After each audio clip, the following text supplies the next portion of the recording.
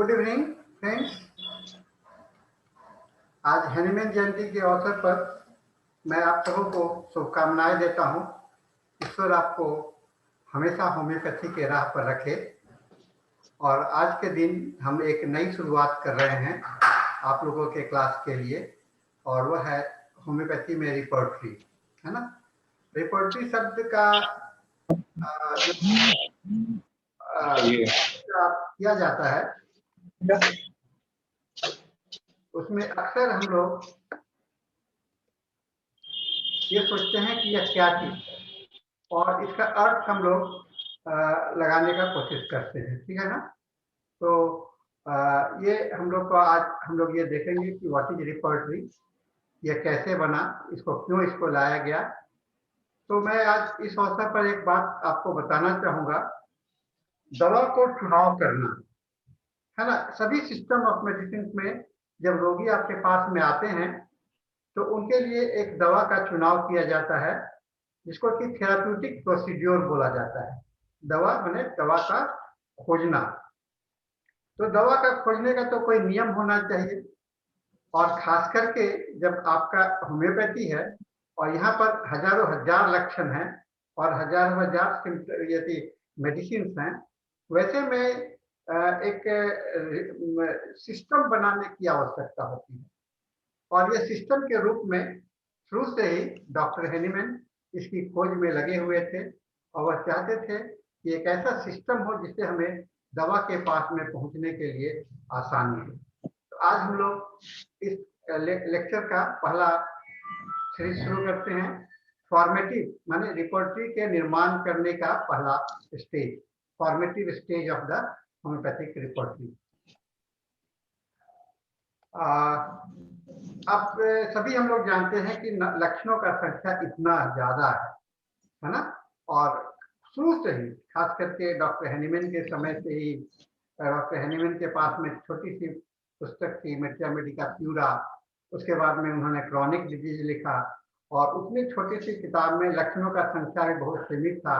तो doctor Hahnemann महसूस किया करते थे कि हमको दवा लक्षणों का पेशेंट के साथ में मिलान करना, लॉ ऑफ सिमिलिया को अप्लाई करना, सिमिलर सिम्टम्स को खोजना, और खास करके टोटलिटी ऑफ सिम्टम्स के साथ में खोजना, यह हम लोगों के लिए कठिन विषय है। तो इसके लिए उन्होंने प्रयास करना प्रारंभ किया, सिस्टम को खोजने का काम किया। तो होम्योपैथिक मेडिया मेडिका का जो है, आप जानते हैं कि जितने भी लक्षण है मेडिया मेडिका में जो हम लोग पढ़ते हैं, वह आपको ऑब्जर्वेशन ऑफ सिम्टम्स, जो कि हेल्दी ह्यूमन बीइंग्स पर प्रूव किया गया है, स्वस्थ मनुष्य पर जो प्रूव किया जाता है, वैसे लक्षणों का संकलन है।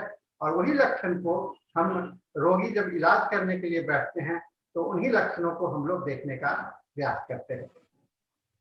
और आप देखेंगे कि जितना डिटेल्स में आपके सिस्टम में मेडिया मेडिका में जो दवा का लिस्टिंग किया गया है, सिम्टम्स का जो जिक्र किया गया है, वो इतना छोटी छोटी बातों पर अलग हो जाता है। अगर ठंडा अच्छा लगता है तो दूसरी दवा हो जाएगी, गर्म अच्छा लगता है तो दूसरी दवाई हो जाएगी।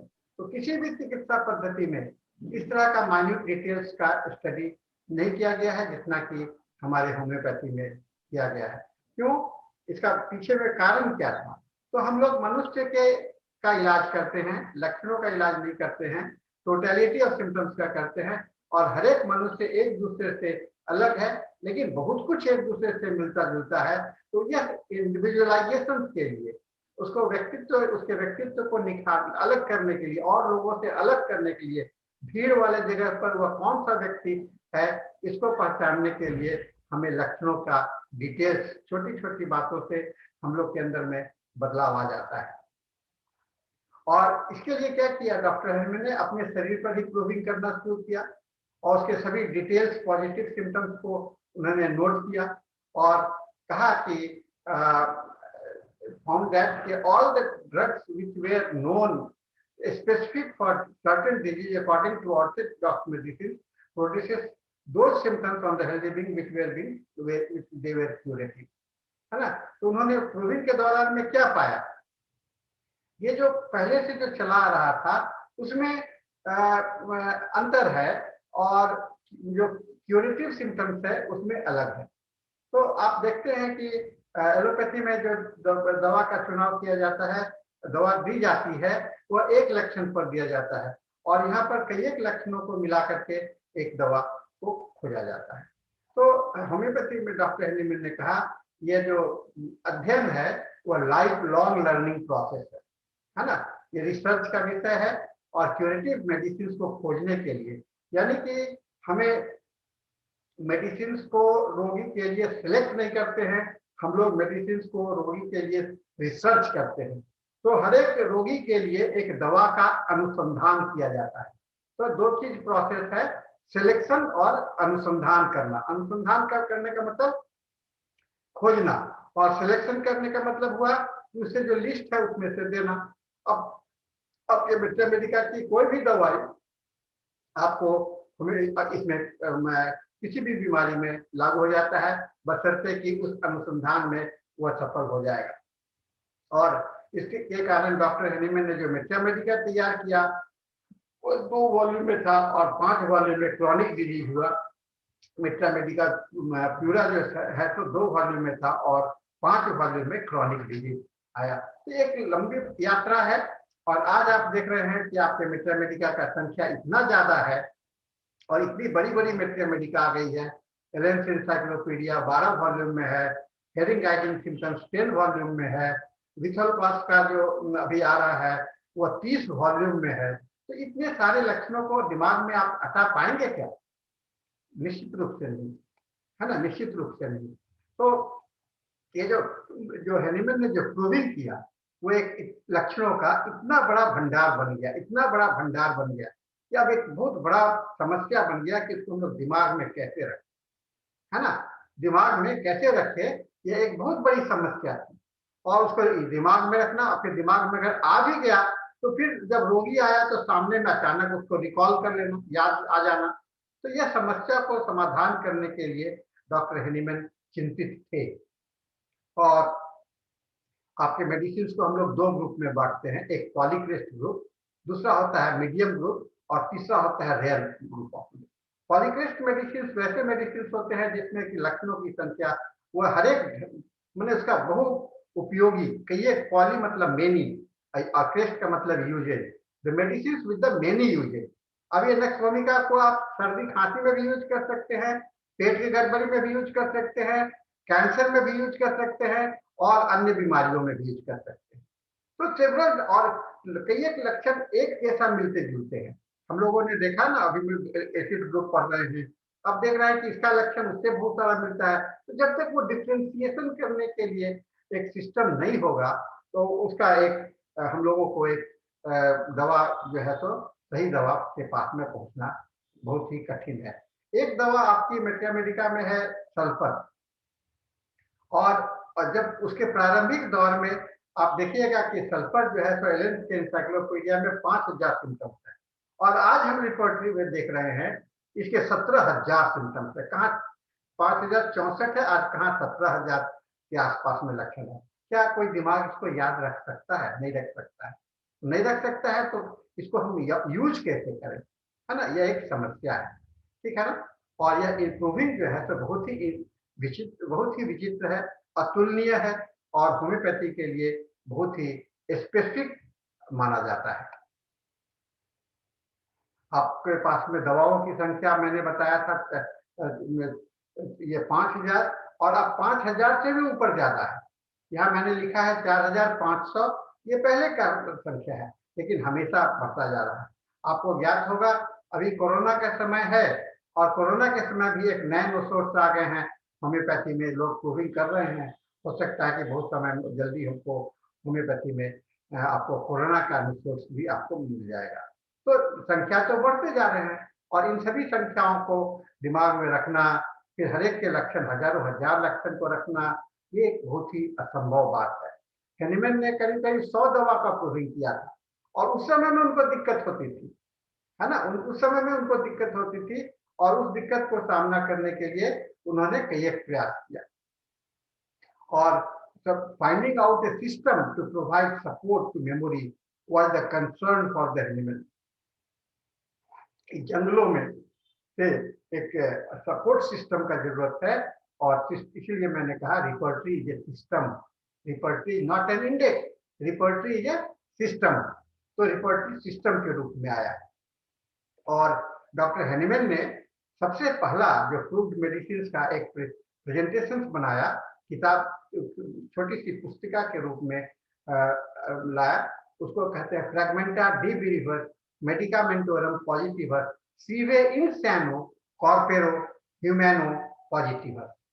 फ्रैगमेंटा डी विरिवर मेडिकामेंटोरम पॉजिटिवर इंसैनो कॉर्पोरो ह्यूमैनो पॉजिटिवर। इसका दो भाग है। पहले भाग में मेडिसिन का दूसरा है, तो मेडिसिन का लक्षण डिस्क्राइब किया हुआ है जैसा कि मेट्रा मेडिका में है, और सेकेंड पार्ट में उसका इंडेक्सिंग किया हुआ है।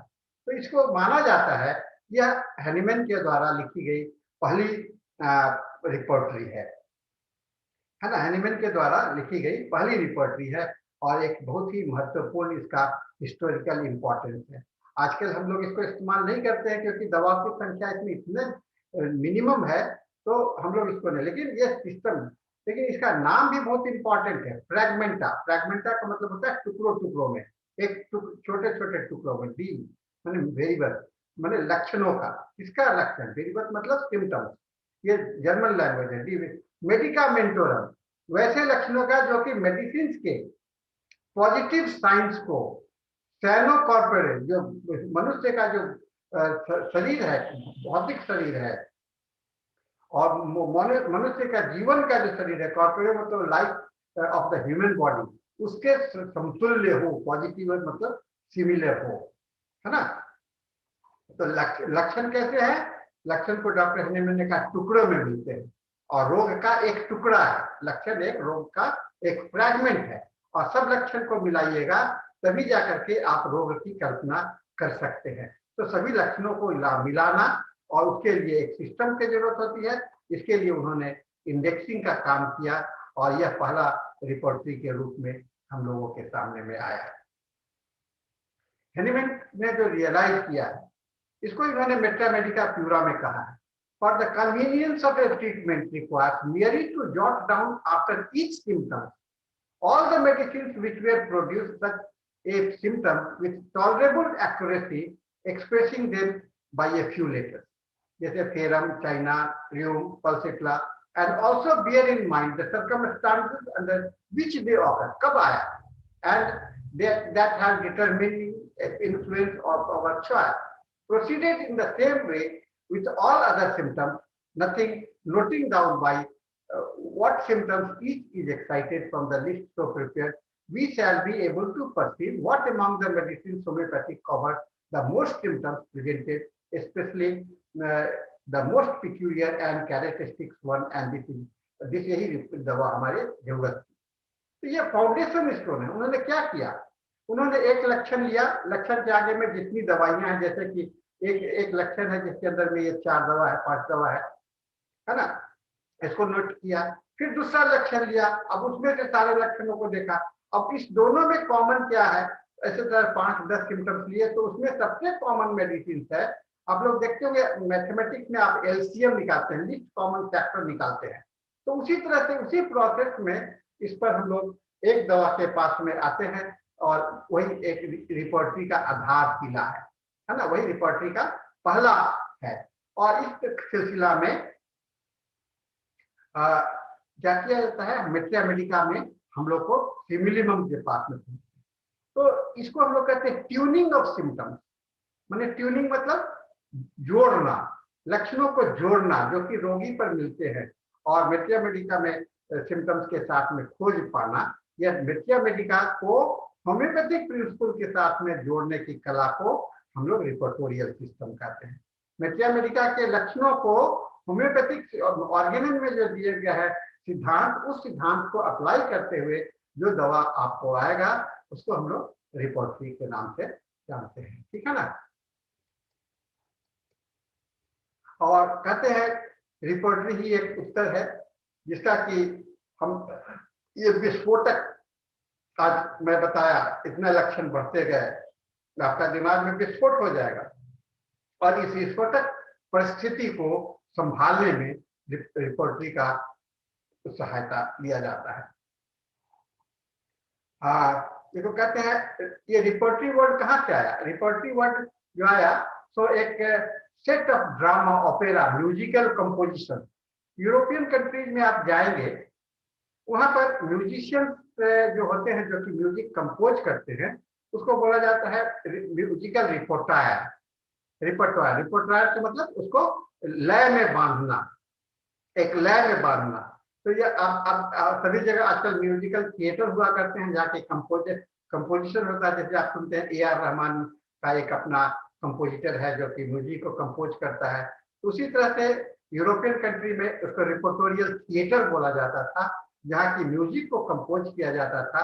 और डॉक्टर हेनीमैन ने कहा कि इसी तरह से तो हमको जरूरत है, सभी सुरों को मिला करके एक संगीत बनाना। सभी सुरों, वहां पर तो 7 ही सुर है, लेकिन यहाँ पर तो हजारों हजार सुर है, हर एक दवा में हजारों हजार सुर है। और तो उन्होंने पहला उनके दिमाग में गया यही रिपोर्टरी वर्ड जो है तो सूटेबल, सबसे उपयुक्त वर्ड होगा हमारे होम्योपैथी में इस्तेमाल करने के लिए। और उस समय से यह रिपोर्टरी के निर्माण में लग गए। डॉक्टर हेनीमैन रिपोर्टरी का प्रयास बनाने का प्रयास करने लगे। और आप देखेंगे, हिस्ट्री में जाएंगे तो 1847 में रिपोर्टायर वर्ड का यूज किया गया था। और उसका मीनिंग है आर्ट। आर्ट उसका रिपोर्टायर मतलब लय में बांधना। इसका ओरिजिनल वर्ड जो था वह रिपोर्टोरियम आता है। ओरिजिनल वर्ड जो है तो रिपोर्टोरियम के रूप से आया गया है। और हेनीमैन ने अपने सिस्टम को सिस्टमेटाइज करने का शुरू से प्रयास, उन्होंने 1817 में अपने ही राइटिंग में हाथ से लिखा हुआ उनका, जिसमें कि 4 वॉल्यूम का उन्होंने रेफरेंस बुक बनाया, जो कि 4239 पेज का है। अब ये बुक नहीं है, ये एक एक पन्ना पर लिखा है। तो इस तरह के 4239 पेज है, जो कि छोटे छोटे स्लिट किए हुए हैं स्क्वायर पेपर में, और कॉर्नर पर स्लिट बना हुआ है, उस पर एक सिम्टम्स लिखा हुआ है, और उसके ऊपर में उस सिम्टम्स के आगे में जितनी दवाइयां हैं उसका लिस्ट है। अब डॉक्टर हेनीमैन ने इसका एक स्लिप बना लिया अपने सुविधा के लिए। रोगी आया तो उसमें से स्लिप को उठा लिए, और स्लिप को उठा करके फिर उसका इस्तेमाल करना शुरू किए। यह अब छपा नहीं, ये किताब जो है तो हेनीमैन साहब का छपा नहीं, क्योंकि ये एक रफ वर्क था। जैसे आप लोग भी अपना नोटबुक तैयार करते हैं, उसी तरह से यह डॉक्टर हेनीमैन का रफ बुक था। और इसको आज म्यूजियम में, रिचर्ड के म्यूजियम में यह आज रखा हुआ है ना।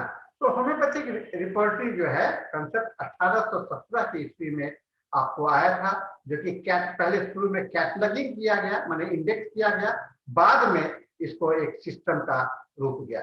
So organizing and indexing of the Mathematica occupied many minds at that time.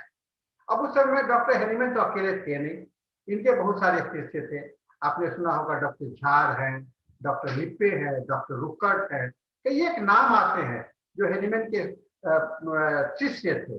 लिप्पे का नाम बहुत महत्वपूर्ण है, डॉक्टर झार का नाम महत्वपूर्ण है, डॉक्टर बॉनीहिसेंस का महत्वपूर्ण है। ये सभी लोग लगातार एक सिस्टम में काम करने लगे कि चलो एक सिस्टम बनाया जाए, और करीब करीब 15 साल लग गए इसको तैयार करने में, ठीक है ना।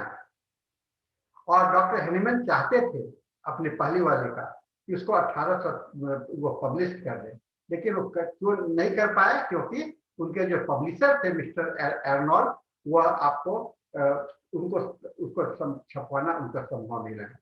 तब उन्होंने 20 जून 1830 को डॉक्टर बॉनीहिसेंस को लिखा, the repertory which was announced without by my approval is ready, but as I have been friendly terms with Enroll for 20 years, I cannot look for another publisher, and he is not able to undertake the publication as he has lost several thousand thalers over the publications of books which is supposed to be adjunct to homeopathy, which he जो कि कुछ किताब छापने में लगे थे, उससे बड़ा नुकसान हो गया था एर्नोल के। तो उन्हें लगा कि होम्योपैथी में किताब छापना उचित नहीं होगा, इसीलिए, और क्योंकि हेनीमैन के वह मित्र थे तो वह दूसरे पब्लिशर्स के पास में भी नहीं जाना चाहे, इसलिए हेनीमैन की जो किताब की जो मैंने चर्चा की वह पब्लिश नहीं हो पाया। अब लेकिन हनीमैन साहब को तो ये लगा हुआ था और ये हमें करना है, और अपने डिसाइपल्स लोगों को कहा कि तुम लोग करो करो करो। तो डॉक्टर ग्रॉस को एक अनदर सिम्टम्स इंडेक्स बनाने के लिए कहा, जो कि आज वो भी नहीं पब्लिश हो पाया। तो देखिए कितनी असफलताओं के बाद में, उसके बाद में 1839 में फर्नांडिस रुकर्ट, बहुत यंग डॉक्टर था, उसको उन्होंने रिपोर्टरी बनाने के लिए कहा, जो कि इनके क्रॉनिक डिजीज का, आप क्रॉनिक डिजीज को पढ़ेंगे तो उसके लास्ट वॉल्यूम का यह पार्ट आज भी है। और डॉक्टर रुकर्ट 1829 से लेकर के 1830 तक काम किया डॉक्टर हेनीमैन के साथ में, लेकिन वह पब्लिश नहीं हो पाया क्योंकि वह कंप्लीट नहीं था। और यह भी आज हेल रिचार्ड के म्यूजियम में, रॉबर्ट बॉस हॉस्पिटल स्टुटगार्ट में आप जाएंगे तो वहां पर आप उसको देख सकते हैं। तो रुकर्ट के एफर्ट्स के विषय में डॉक्टर हेनीमैन कहते हैं, by repertory was alphabetical record, उन्होंने कहा कि इसको अल्फाबेटिकल बनाया गया था, which could not only be the great service in looking up for the necessary symptoms of medicine, it is very complete and this perfection is not yet to be found in mine, है ना। कहा कि मेरे काम से रुकर्ट का काम अच्छा है, फिर भी ये जो है सो मेरे सेटिस्फैक्शन में नहीं है। इसीलिए इन्होंने कहा कि मेरे प्रशंसा किया कि और अच्छा है, लेकिन इसने नहीं बोले कि ये नहीं चलेगा। फिर डॉक्टर हेनीमैन लिखते हैं वेबर को, है ना, वेबर के लिए भी उन्होंने इस तरह का देखा, और इस तरह से असफलताओं और सफल प्रयास का सिलसिला चलता रहा। और 1834 में डॉक्टर झार, अब झार का नाम बहुत पॉपुलर आता है क्योंकि बहुत अच्छे प्रैक्टिशनर थे, वो मेडिकल स्टूडेंट्स उस समय में थे, अपना फाइनल एग्जाम कर रहे थे उस समय में, और उन्होंने particular symptoms from the chronic disease को अपने निकाल करके अल्फाबेटिकल में किया था हेनीमैन के गाइडेंस में। लेकिन हेनीमैन साहब इसके कामों से भी संतुष्ट नहीं थे, क्योंकि लगा कि ये बड़ा जल्दी में कट एंड पेस्ट का काम है, तो यह भी आपको हेनीमैन लाइब्रेरी में रखा हुआ है रॉबर्ट बॉस के हॉस्पिटल में। और 30 जून 1834 में डॉक्टर हेनीमैन ने लिखते हैं झार को, I find that it is impossible to arrange repertory differently from that which you and Jahr compiled, and you can be perfectly satisfied. Only a dictionary would give the seeker more complete information, and we can well leave this work to Jha. If God grant me a further lease of year, I shall sometimes be able to put it in the position to do it. He had a great aptitude for it and will make himself far more useful to our science, I think, than if he went to Paris, Brussels or America. आपको ज्ञात होगा doctor Hahnemann अपने अंतिम समय में Paris चले गए थे, और वह झा साहब वहीं जर्मनी में रह गए थे, इसके कारण यह दूरी बनी रही। और झा साहब ने लेकिन इंडिपेंडेंट रूप से अपने किताबों का पब्लिश कर दिया 1835 में। यह जर्मन लैंग्वेज में था, दो वॉल्यूम में था। पहला वॉल्यूम में 1052 पेज और दूसरा वॉल्यूम में 1254 पेज था। और फिर बाद में उन्होंने और भी तीसरा पब्लिक रिपोर्टरी बनाया, जो कि glands, bones, mucous membrane, duct and skin disease पर बनाया, जो कि 200 पेज का था। ठीक है ना। फिर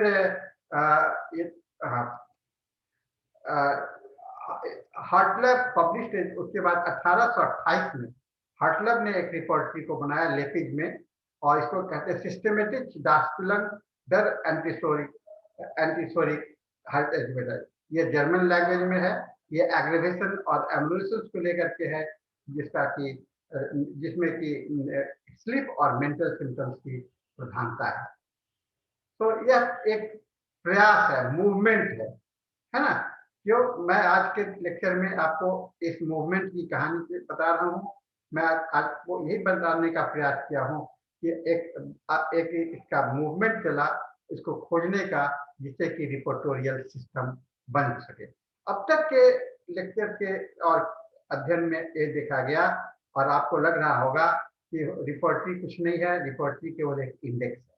लेकिन रिपर्टरी जो हैनीमैन साहब की कल्पना थी वह एक म्यूजिक कंपोजिशन का, यानी कि लक्षणों को मिला करके वह इंडेक्स के द्वारा नहीं होता है। इंडेक्स मदद कर सकता है लेकिन इंडेक्स के द्वारा नहीं हो सकता है। तो इसके लिए डॉक्टर हैनीमैन ने प्रयास किया, ठीक है ना। और इससे क्या होता है, डॉक्टर हैनीमैन ये होम्योपैथी जो है तो इसी सिंसियर एफर्ट्स के, मास्टर के सिंसियर एफर्ट्स से होम्योपैथी जो है सो आगे बढ़ता चला गया, ठीक है। और आज हम लोगों के, अब हम एक लेक्चर में बताएंगे systematic use of the homeopathy. Repertory का उदय इसलिए हुआ, एक सिस्टमेटिक यूज होम्योपैथी का, मेडिसिन के सिलेक्शन का एक सिस्टम बन सके, एक मेथोडोलॉजी बन सके। इसलिए रिपर्टरी को इंडेक्स कहना उचित नहीं होगा, यह उचित सिम्टम इंडेक्स नहीं है, यह एक सिस्टम है जो कि जिसकी तलाश डॉक्टर हैनीमैन ने किया था। तो आज के इस लेक्चर में मैं आपको केवल यह इंट्रोडक्शन दे रहा हूँ, और इसके बाद में मैं फिर आपको और भी हिस्ट्री पर ले जाऊंगा, क्या क्या कैसे प्रयास चलता रहा। तो पहला 4-5 हम लोग formative stage of the repertory में, यह चैप्टर आप लोगों को पढ़ना है। इस फॉर्मेटिव स्टेज ऑफ रिपोर्टरी के विषय में हम लोग जानने का कोशिश करेंगे। तो इसके साथ में आज का लेक्चर जो है तो हम लोगों का समाप्त होता है। हम लोगों के पास में अब